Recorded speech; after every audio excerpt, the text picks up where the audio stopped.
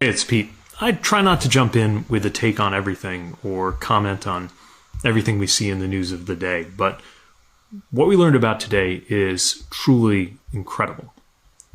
The U.S. Secretary of Defense, the National Security Advisor, the Vice President of the United States, and other very senior, very powerful Trump White House officials, it turns out, discussed highly classified war plans, not only on an unclassified channel, but accidentally and randomly, it seems, including a journalist. And to see this administration claiming that it cares about competence and merit, and then be responsible for an epic fuck-up like this, demonstrates that these are not serious people. I was an intelligence officer for about 7 years in the U.S. Navy Reserve, and I occasionally handled highly classified information during my time in the cabinet as well. It can be hard to explain just how much goes into keeping that information safe. It is only available to people with a security clearance and a need to know. It's only discussed in certain facilities that are hardened to make sure that they don't have the same vulnerability to surveillance as most places. And importantly, you only ever use classified systems to discuss classified information.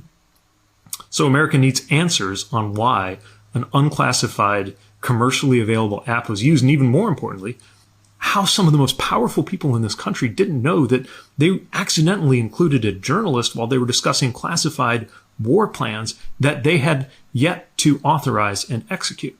This is not something that's just important for its own sake.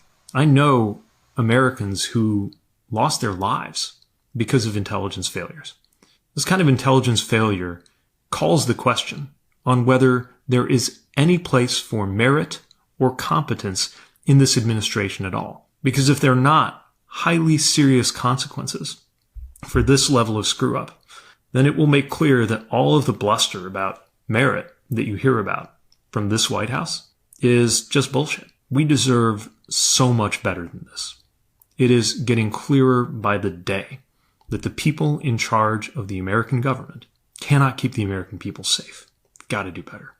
When you get Pete Buttigieg, probably the most measured person in Democratic politics, to say that what happened today was a, quote, epic fuck-up, really does go to show how much of a disaster the Trump cabinet has gotten itself into. And what's somehow even worse than the scandal itself, wherein Hegseth joined a raft of top administration officials, including Rubio, Vance, Gabbard, Walz, and Radcliffe, in gaming out their war plans on an unsecured texting app with a journalist watching it unfold, is how they're responding to it right now. This is Pete Hegseth today after being confronted with his own actions. Can you share how your information about war plans against the Houthis in Yemen was shared with a journalist in The Atlantic? And were those details classified? You're talking about a deceitful and highly discredited so-called journalist who's made a profession of peddling hoaxes time and time again, to include the hoaxes of Russia, or the fine people on both sides hoax, or suckers and losers hoax. So this is the guy that peddles in garbage. This is what he does. I would love to comment on the Houthi campaign because of the skill and courage of our troops. I've monitored it very closely from the beginning. And you see, we've been managing 4 years of deferred maintenance under the Trump administration. Our troops, our sailors were getting shot at as targets. Our ships couldn't sail through. And when they did shoot back, it was purely defensively or at shacks in Yemen. President Trump said, no more. We will reestablish deterrence.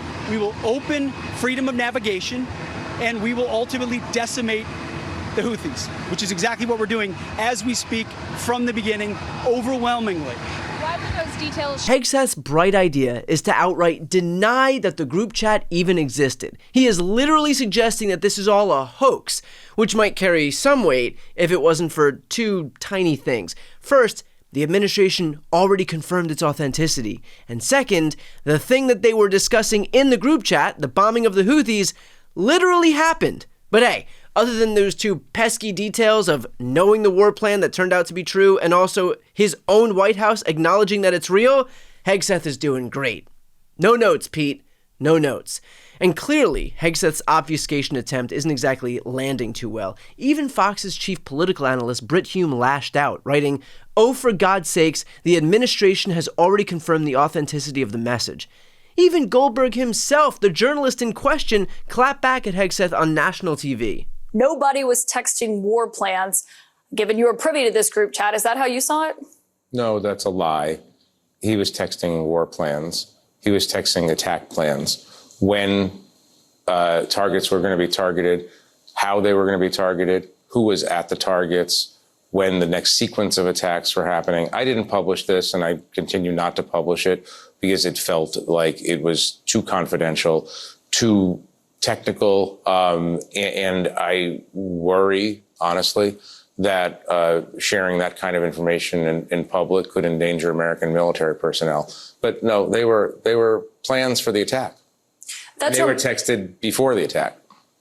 And there were things texted that you viewed as so sensitive, you did not even publish them in your report today. I made the decision that the technical aspects of this, including what kinds of weapons packages, the attack sequencing, and so on, that's not necessarily in the public interest. What's in the public interest is that they were running a war plan on a messaging app and didn't even know who was invited into the conversation. I mean, it's an obvious, ridiculous security breach. And, you know, he if you notice, he didn't actually answer the question.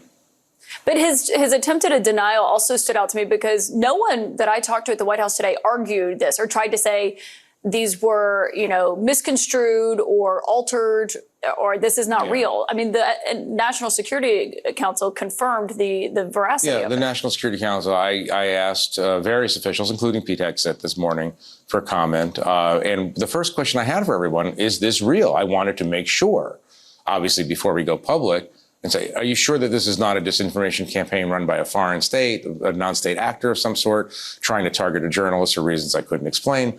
And they're like, no, this is apparently a real channel. And I appreciate them telling the truth about that. And we published. And yet still Hegseth is obstinately claiming that the whole thing is just fake news. Sound familiar? You're starting to see the tact that these grown-ass babies employ, wherein no matter what happens, they just stomp their feet and refuse to live in any semblance of a shared reality if that reality is politically inconvenient for them. Trump lost the 2020 election? Nope, it was stolen by the deep state in conjunction with Hugo Chavez, who already died and yet used fake ballots with Chinese bamboo fibers to rig the entire race. And now that they have all of these election-stealing technologies in hand, the Democrats used it by losing the very next election in 2024. Yeah, all of that makes total sense and isn't just the baseless bitching and moaning of a group of toddlers with security clearances.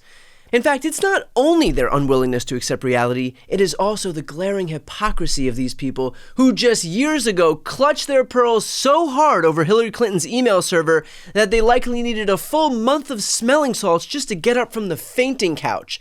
And in case you don't remember what that looked like, here's a reminder. If there was anyone other than Hillary Clinton, they would be in jail right now. Nobody is above the law, not even Hillary Clinton, even though she thinks she is. Mishandling classified information is still a violation of the Espionage Act. When you have the Clinton emails, on top of the fact that the sitting president of the United States admitted he had documents in his garage, they didn't prosecute, they didn't go after these folks. Hillary Clinton responded tonight with this. You have got to be kidding me. Republicans dined off of that story for the better part of a decade, and now they're banking on the asymmetry of our media ecosystem to be able to get away with it after only a few hours.